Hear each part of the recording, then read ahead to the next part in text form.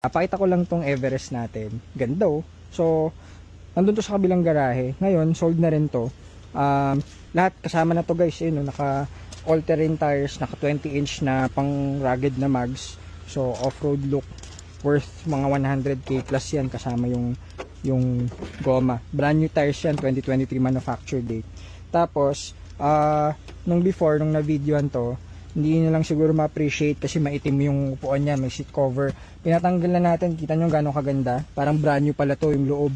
So, Everest, titanium. Kapag titanium, may mga ganyang garnish yan. Two-tone, brown to na soft touch leather. Tapos, black yung headliners niya. Kaya, pakalinis, clean look. Well-maintained to first own, kumpleto. Dalawa susi. Booklet, manual, yan, kumpleto yan guys. Tools, spare tire, kumpleto lahat, everything. Tapos, aircon malamig, kung saan na namin nadala to. Pero, pa-check pa rin tayo lahat, mga EGR, PMS, everything. Ayun yung ano, sa likod, yun, yung seat cover niya. So, ayun, ganda oh.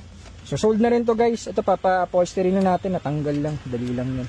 Tapos, ano pa ba? PMS, syempre, change oil, kasama yan. Yung Everest natin, 2016, titanium, syempre, top of the line. Poging-pogi. So, pakaswerte ng ating taker. Itong Everest 2.2 liter engine. Pakatipid sa diesel na to, pang family. Lalo na ngayon, mga, alam nyo naman, may mga baha-baha. So, perfect to. Pang family, pang all-terrain, pang summer, pang tag-ulan. Kompleto lahat. So, ayun, i-process natin to. Tapos, on to the next time. Thank you guys. Good afternoon, DK Cars.